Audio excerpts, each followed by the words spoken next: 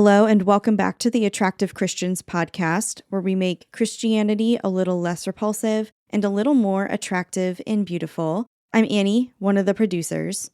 In this episode, Ethan answers a listener question about baptism and about how the Old and New Testament covenants relate to each other.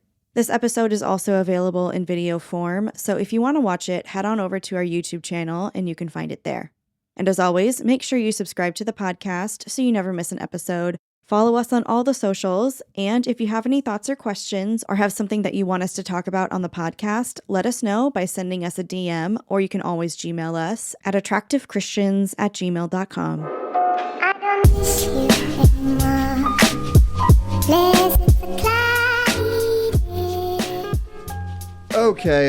Okay. Take two. This is me restarting the entire episode after recording for 7 minutes because I realized that the message I needed was on my phone and not on my computer, so I couldn't look at my phone while it's recording video. It just didn't work out. So this is take two. What I said at the beginning is from now on, I'm going to try to do video. I'm going to try to do it every single episode. One, so we can have more clips, and two, so that we can, if you want to watch me sit at my computer and talk instead of just listening to me sit at my computer and talk, you have that option, I guess. We want to try to get the YouTube engagement up and all that good stuff. So, yeah. So welcome to Attractive Christians. Before I forget, shout out Mark and Annie, our beautiful, attractive producers. They put in way more work than I do on this podcast, making it happen. So I'm sitting here at my kitchen table. It feels so different when you guys can see me instead of just hear me. I feel like I have to act differently. But anyways, we're just going to roll with it. I don't know if this is straight. I don't know. Oh, well. Hopefully you don't have OCD if you're watching this on YouTube. Anyways, this is going to be an interesting episode because we have crowd surfing feedback from the crowd. And then we have Rex, and then we have Meat. And the interesting thing is the Meat and the crowd surfing are both from the same person about two very different topics. She wrote in a question for our Meat section, which is just where we get into the theological meat of the issue. She wrote in about a month ago, maybe more than a month ago. And really good questions. I just didn't get around to it because we had other people write in. We had guests on the show. It's been fun. So thank you for your patience. I don't know if she wants her name said on the episode. But she also gave us feedback about 2 episodes ago when I talked about the question, can God change his mind? So let me pull that up if I can find where it is. So if you didn't listen to that episode, go check that out. Otherwise, I don't know if this will make sense. But yeah, let's dive into some crowd surfing. Crowd surfing. So she writes, or she all these are her voice memos. And she said them to send me a message, and then I transcribed the voice memos, and now I'm reading the transcription of her voice memos. Make sense? So she says, I'm not sure if you're happy to have some input on the episodes, but I was just listening to this one about does God change his mind? Remember, this is probably the transcription software that messed up, if it sounds funny, about does God change his mind? And just a few thoughts that I had that I wanted to share. I love how it transcribes the ums. If you rather not, just tell me. I'm Dutch, so I'm very direct. I can take it. Yeah, so does God change his mind? One thought that I had is you talk about time and about how God doesn't know the future, maybe, or changes his mind.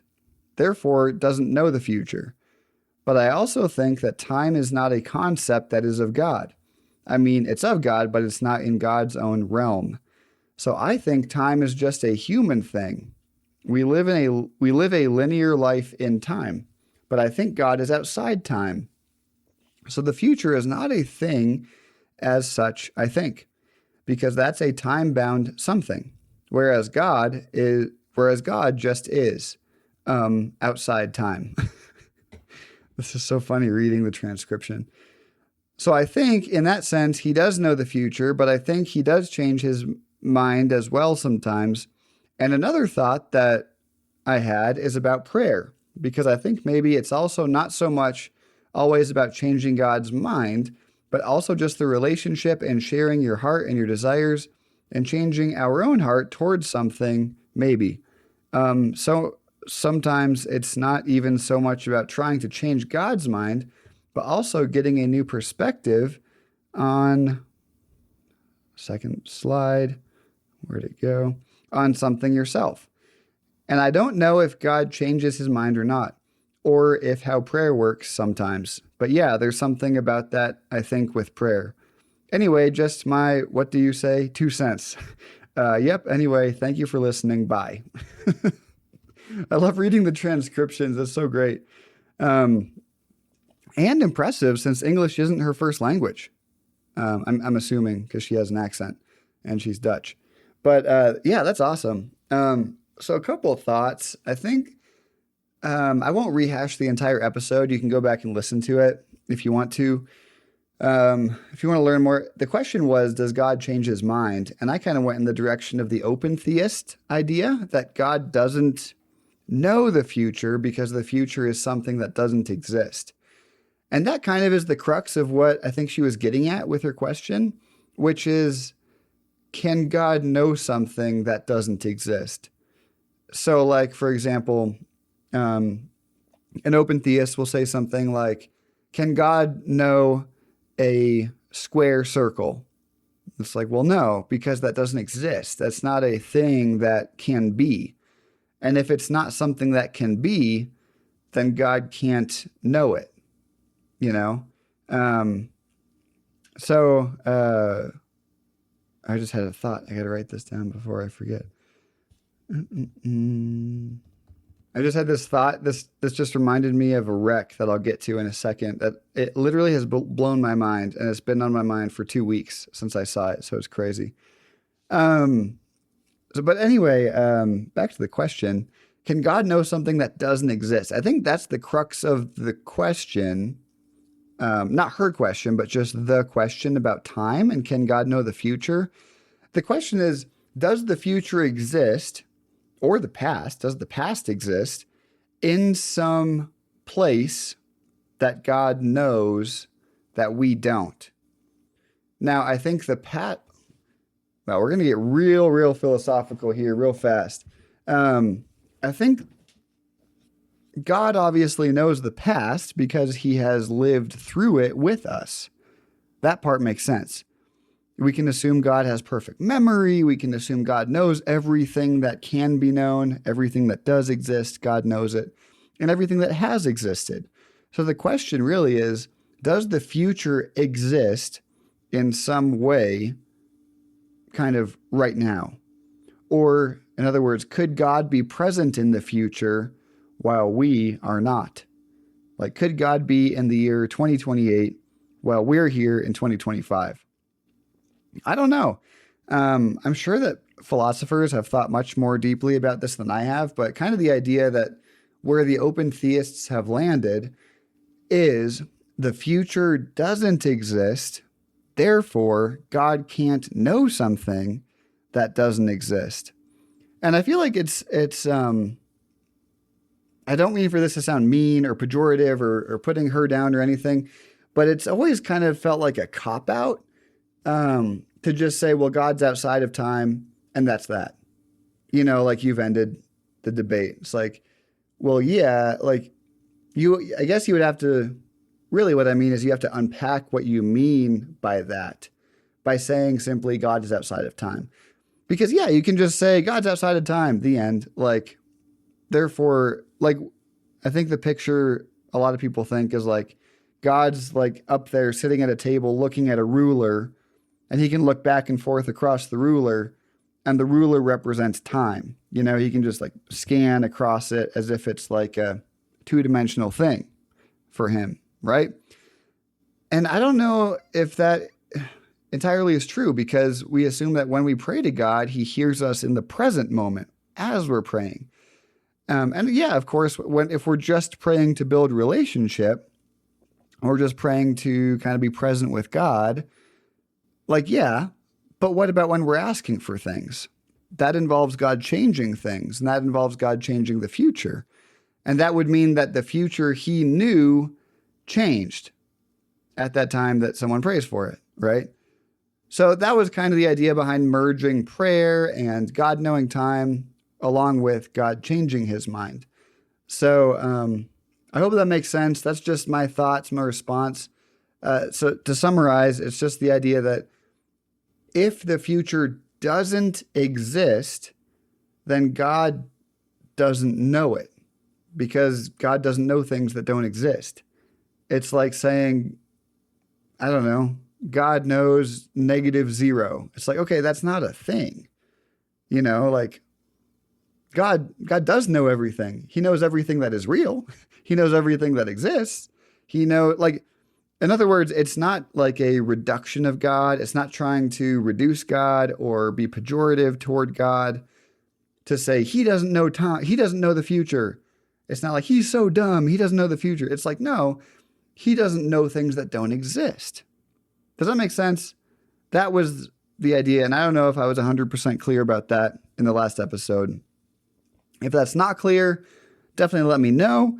Love to hear back. I love the crowd surfing. Love hearing back from y'all, everyone who writes in. So with that, man, I have so many recs to choose from this week. There's just so many. So I'm going to pick 2 and we'll jump right into recs. Recs. So the recs for this week are big ones. Okay. One's really short. One's 2 hours. Okay. We'll do the 2 hour one first. So a bunch of homies and I went and saw the film Weapons. Have you guys heard about that? Seen it? What'd you think of it? We loved Weapons. It was so good. So, you probably remember, I don't know if you remember, I don't know.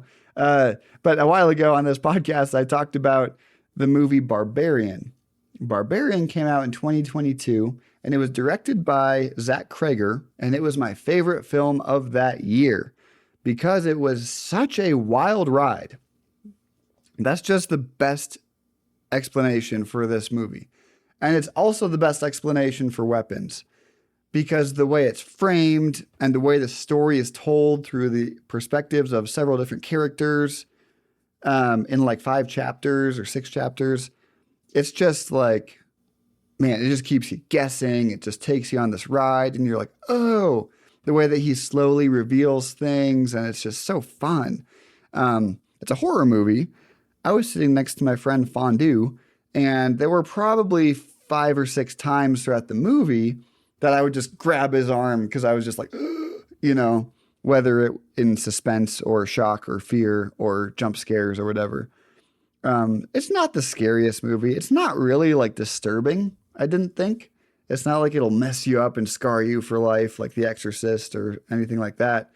There's just like some jolts and jump scares and you're like, oh. And it was just fun. It's like such a fun movie. Definitely want to see it again. I've been listening to a bunch of podcasts about it and they're just kind of tearing it apart. Meaning like analyzing it, like going through meanings and symbolism and layers and all this stuff. So much fun stuff in Weapons. And really, if I say more than that, I'll spoil it.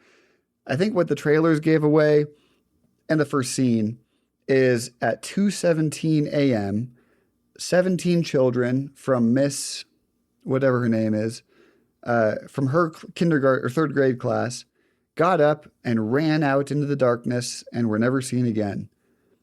So the whole town is like, why did this one 3rd grade class get up and run out into the night? You know?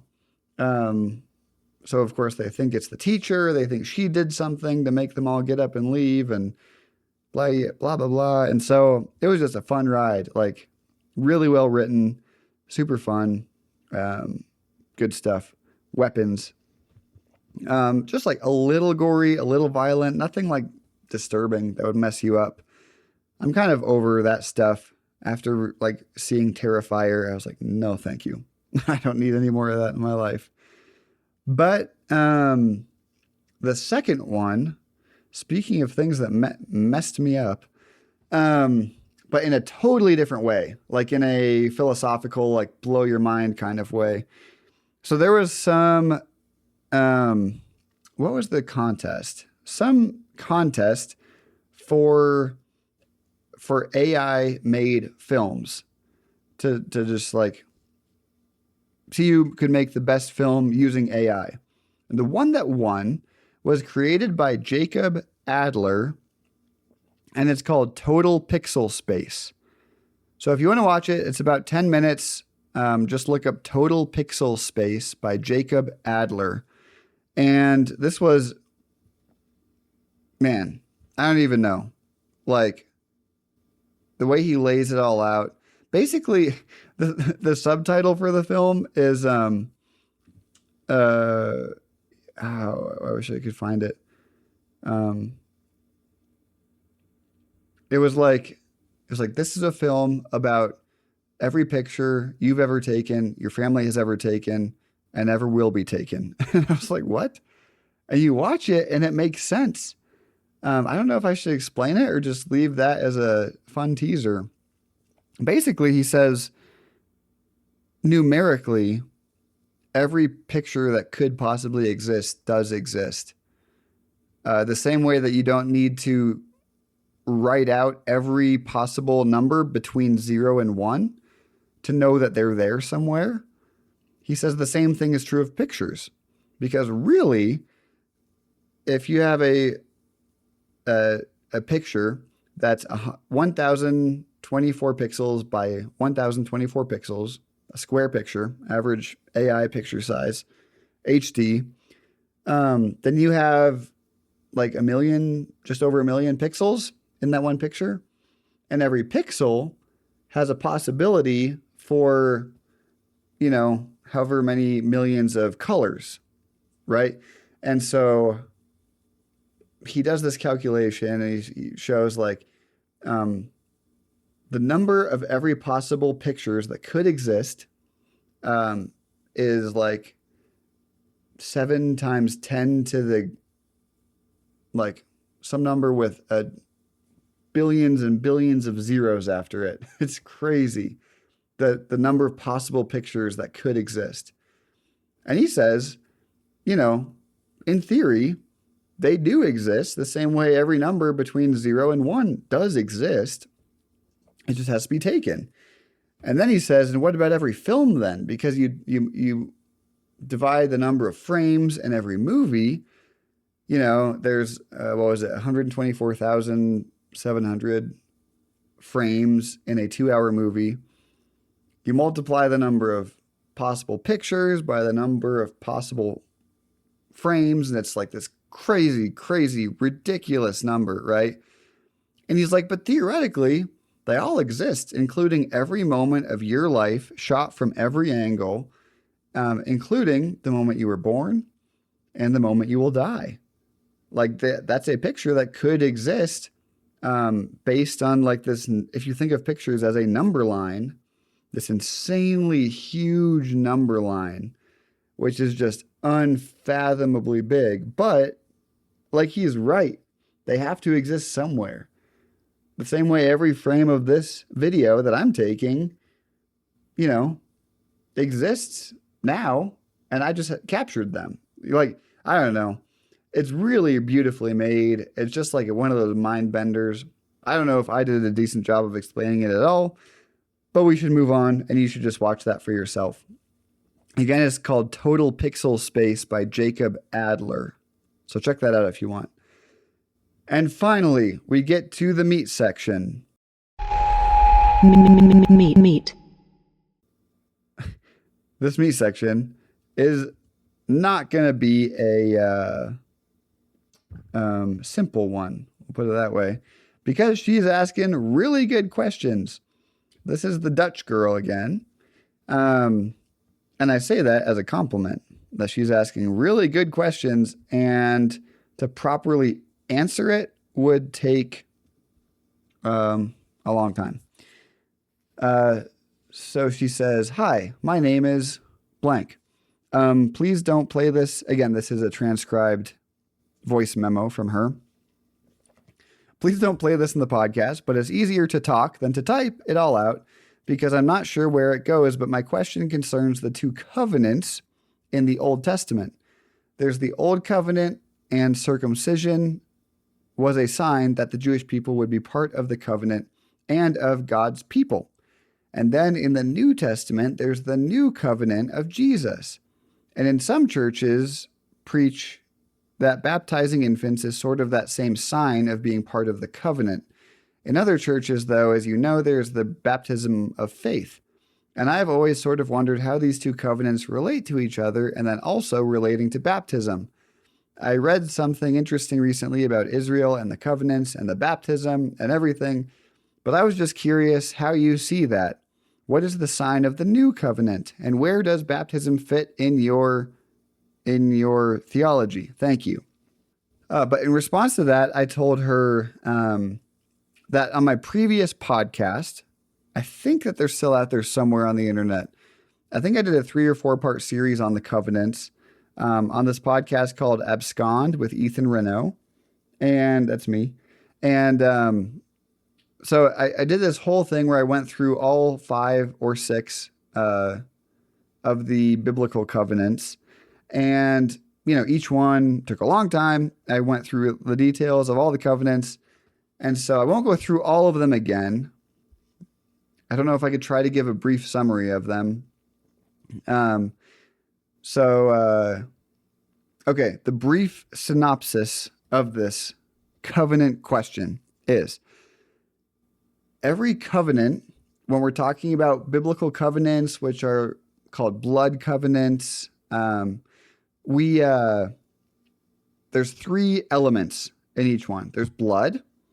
You'll always see some kind of bloodshed, and this kind of marks the seriousness of the covenant. There is a sign, seal, or symbol. That's one. The sign, seal, or symbol.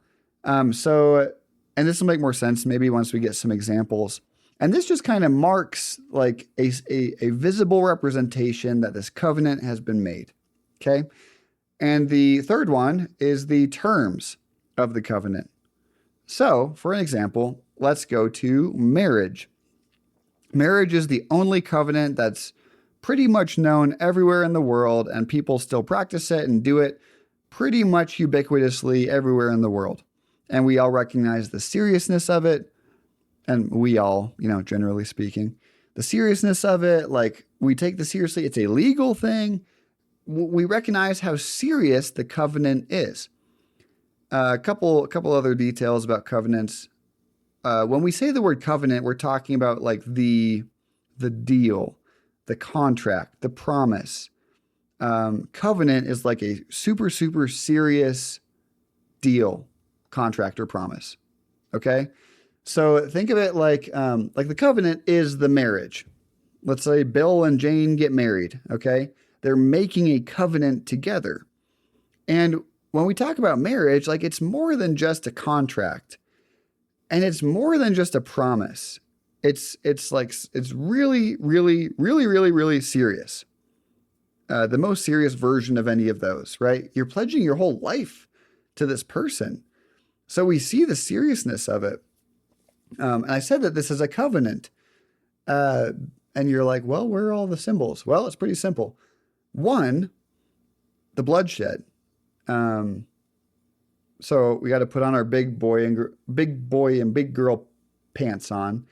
Because like the first time a woman has sex, theoretically, there's bloodshed, right? This is why in a lot of ancient cultures, or maybe even some Middle Eastern cultures still today, they make the couple have sex for the first time on a white sheet to show that there's bloodshed, to show that the girl was a virgin, right?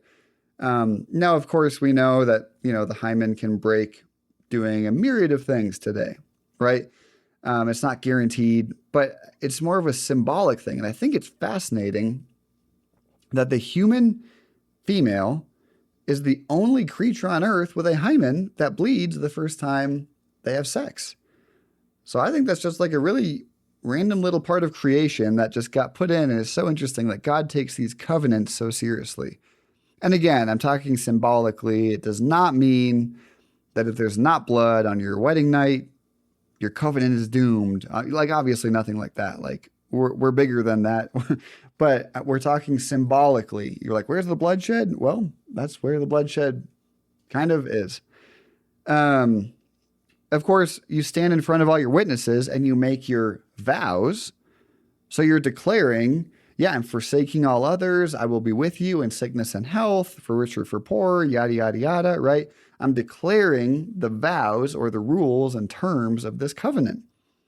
And then you have the sign, seal, or symbol. So the most obvious one is a ring. When you see somebody with a ring on this certain finger, you say, oh, that person's married. That person has made a covenant with someone else, and it's a serious thing, and I shouldn't go up and flirt with her, right? Because you see the sign of the covenant that she made or that he made, right?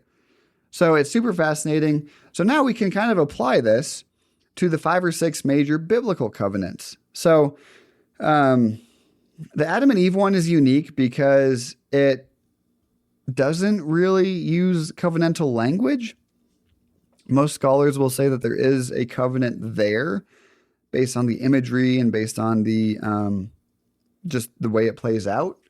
They often call it a prototype for a covenant because they have the terms.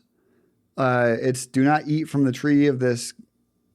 Do not eat from this certain tree, right? But take care of the land, have dominion over it, be fruitful and multiply. So there's positive and negative terms. And if you eat from it, you will die, right? And then they break it, and then you see the bloodshed because an animal has to die to cover their nakedness. A little foreshadowing there of Jesus, right? All these covenants really do end up pointing to Jesus in one way or another. And then we have the curses laid out after they sin. And it's like the snake has to eat the dust of the earth. The woman has pain in her labor. The man has pain in his labor, so on and so on, right? Then you have the Noah one. And this is probably the most simply laid out one where God says, okay, Noah, I'm going to make a covenant with you. Noah sacrifices a bunch of animals. So we have bloodshed. And then God says there's 4 things. 1, don't eat any animals with lifeblood still in it. 2, don't kill any humans. 3, oh, can I remember them all? Be fruitful and multiply, I believe is said again. And then 4, I will never flood the earth again. And then Noah may have said, cool, that's all chill. How do I know that you're never going to flood the earth again? And God says, oh, yeah, that's right. Chill. I'm going to put a sign of this covenant. He says it in the English Bible that says the sign of the covenant is the rainbow, right? So every time we see the rainbow, we remember God's promise to never flood the earth again. There's all sorts of stuff we could go into. I'm so tempted to just go into it all. Unilateral covenants, bilateral covenants, all this stuff. Because it's so fascinating. And then you get to Abraham in Genesis 12 and 15 and then 17. And this is where, in chapter 17 is where you get circumcision introduced. 15 is where Abraham cuts a bunch of animals in half and he separates the 2 halves apart from each other.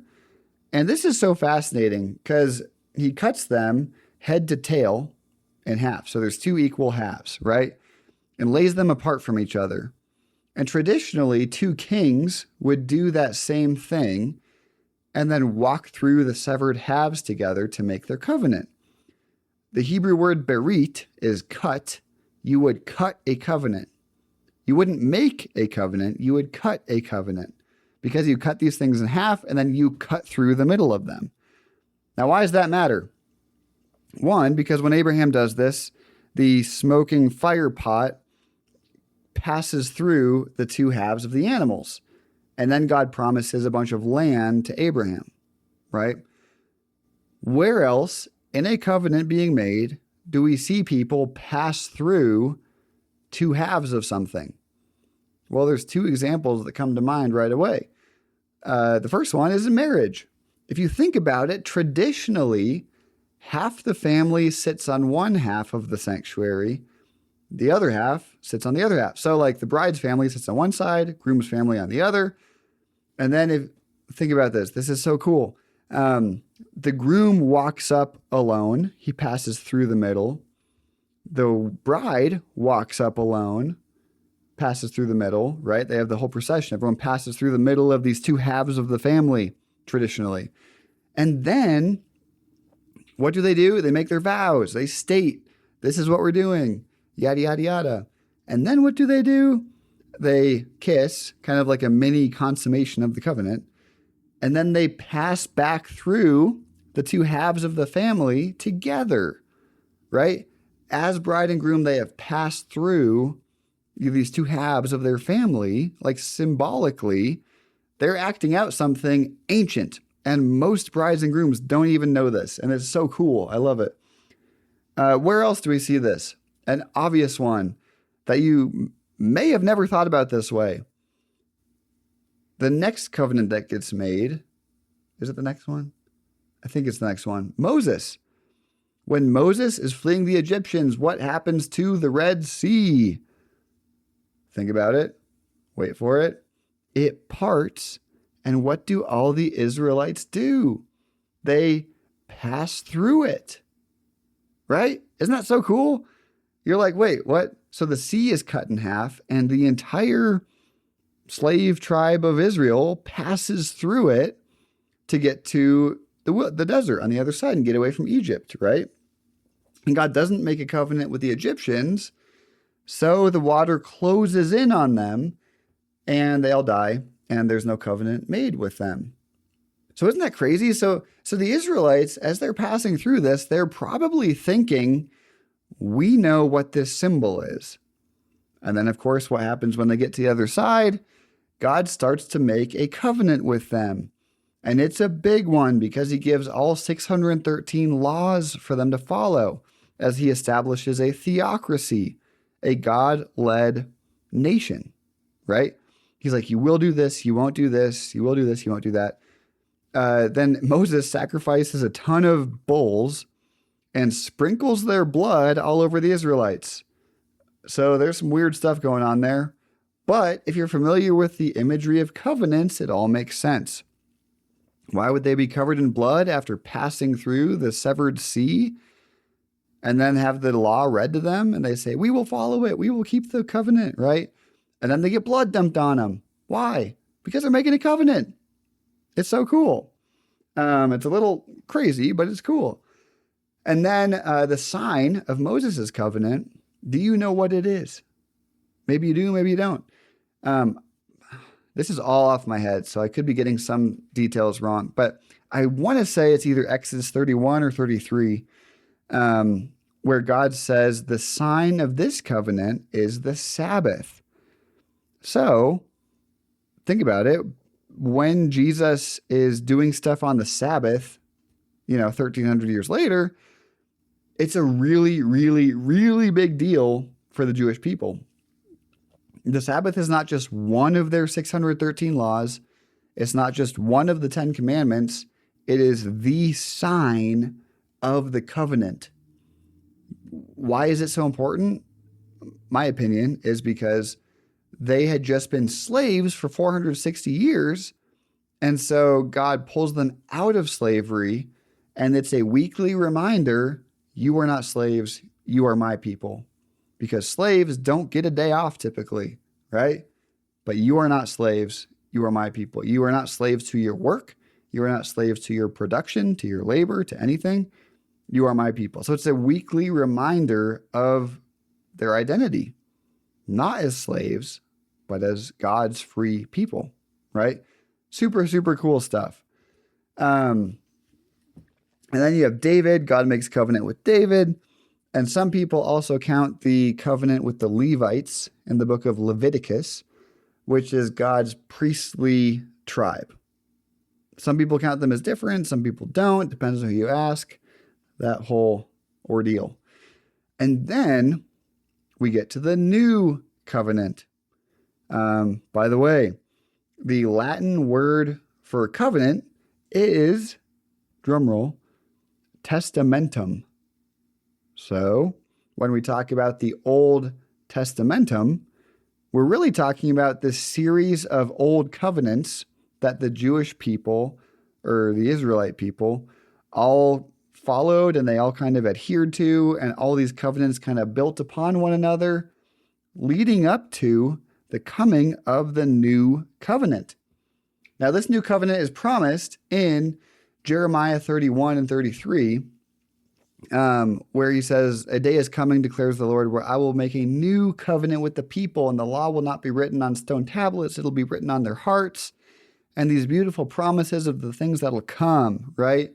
And then in Joel 2, you have him just kind of talking about the coming of the Spirit, not just for the prophets, for everybody. Like, this new stuff is coming.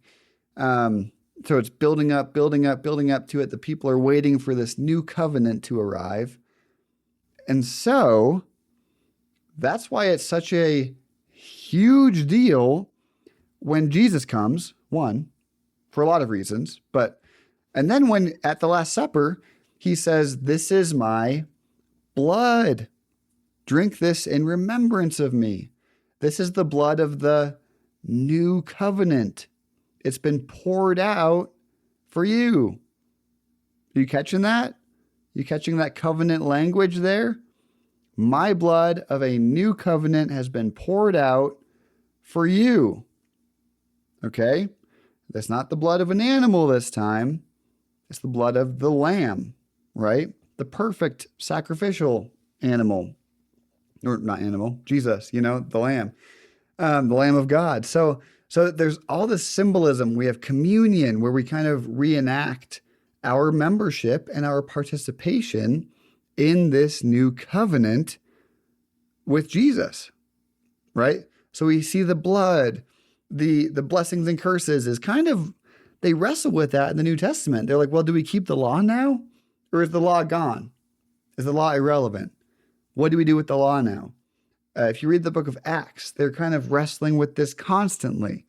Like, wait, so should Christian Gentiles eat whatever they want? Do they have to be circumcised? Paul talks endlessly about circumcision because that was how you showed you were in the blessed group of Abraham. The males were circumcised. And now suddenly they don't have to be, right?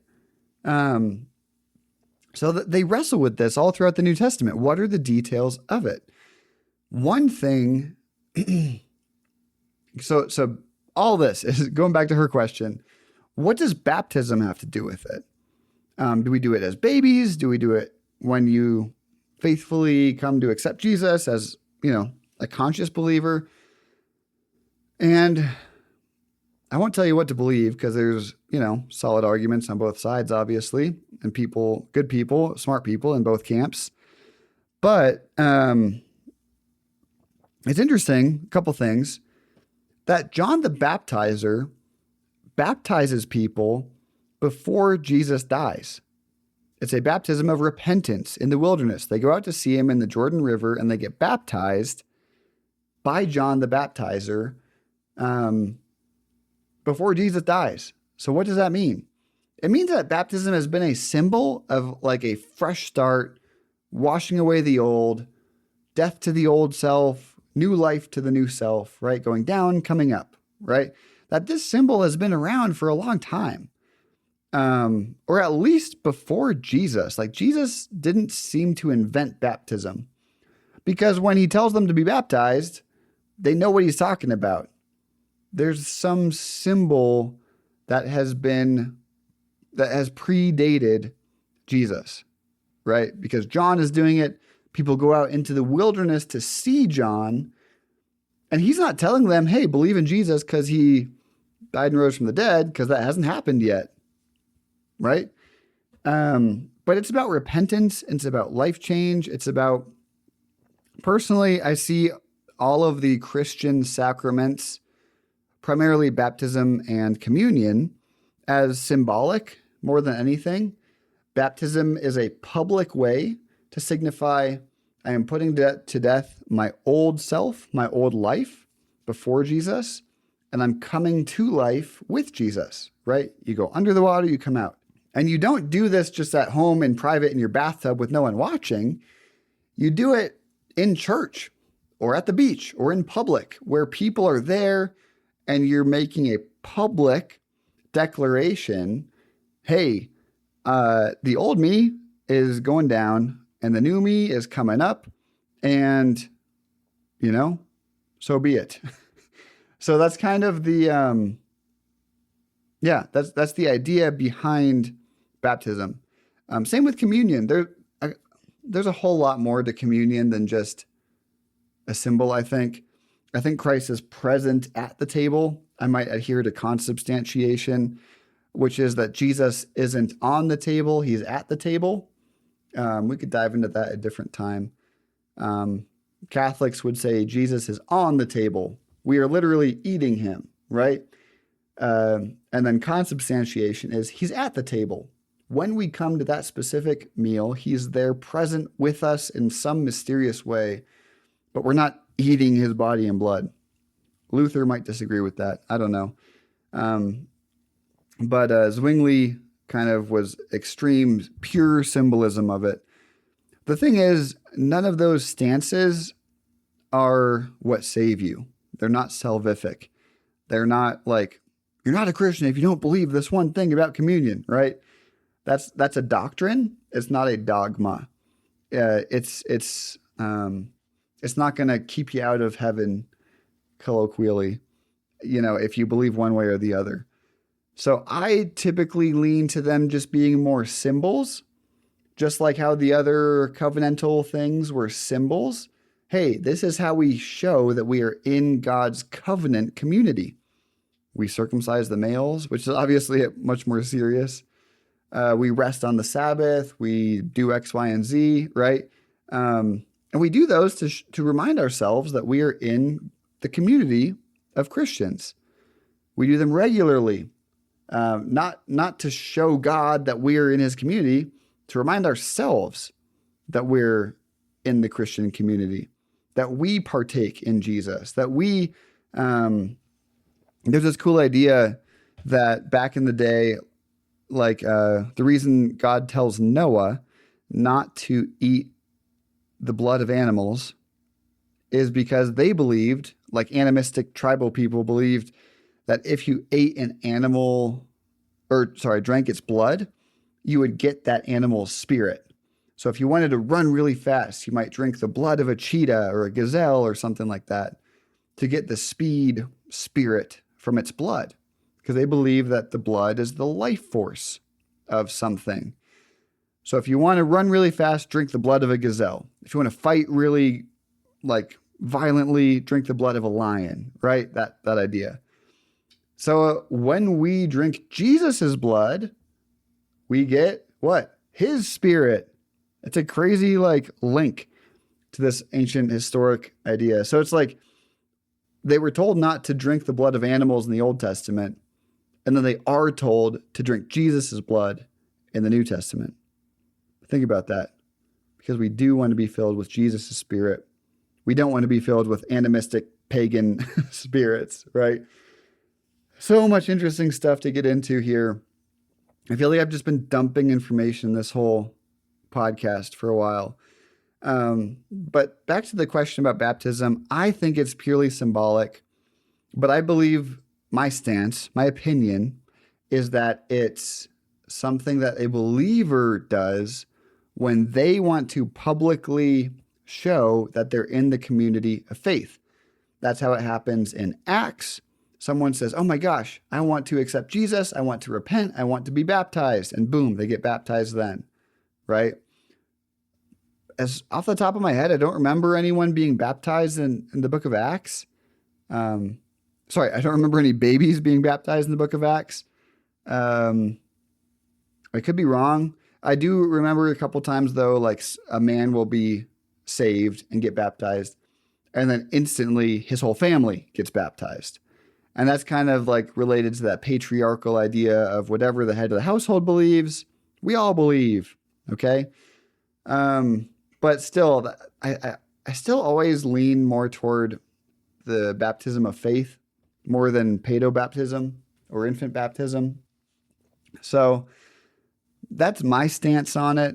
I do think that all of the symbolic parts of a covenant that we act out regularly are important. I think baptism is super important because we as a community use that as like a timestamp. Like, this is when this person joined our community of faith. We celebrate that. We go nuts. I love watching baptisms because it's just like they're welcomed into the community as Christians, like affirmed, confirmed, right there in front of everyone. And it's awesome. So it's this symbolic moment, kind of like graduating high school. Does it change you ontologically? No. But we mark the occasion because now you have a diploma and now you can go get certain jobs. You graduate college. Like, we do these ceremonies, we act them out to mark the significance of this moment or this thing that's happening. It doesn't change who you are ontologically as a human being, but like, it's a significant change. It's a significant shift. So maybe you can compare it to that kind of. Man, that was a lot of information. I feel like, I don't know if that made any sense to y'all. There's a whole bunch of different directions we could keep going with it. But we'll wrap it up there for now. Please, awesome listener who wrote in. Thank you so much. And she also wrote this. I forgot to come back to this. She wrote this after going and listening to my previous episodes on covenants on the other podcast. She said, "So now, after listening to the whole series, I'm still wondering, where does baptism fit in with the covenants? And more specifically, is it on faith or part of the covenant like infant baptism? What's your thoughts on that? By the way, I love listening to your thoughts because I think you're really balanced in your approach of things. So thank you." And she also said, "I'm really wise and nuanced."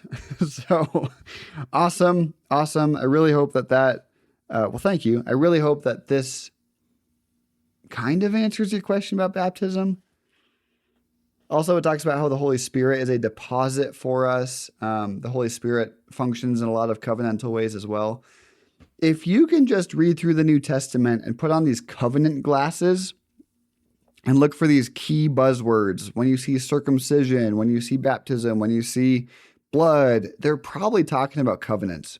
When you see the word covenant, right? Once you familiarize yourselves with this covenantal language that carries over from the old to the new covenant, it'll just make, things will just start to click. Maybe I'll do a whole second episode on covenants because we've just scratched the surface here. It's just, you can tell I'm getting excited talking about it because there's so much and it's so fascinating. I love talking about it. So, yeah, we'll wrap up there.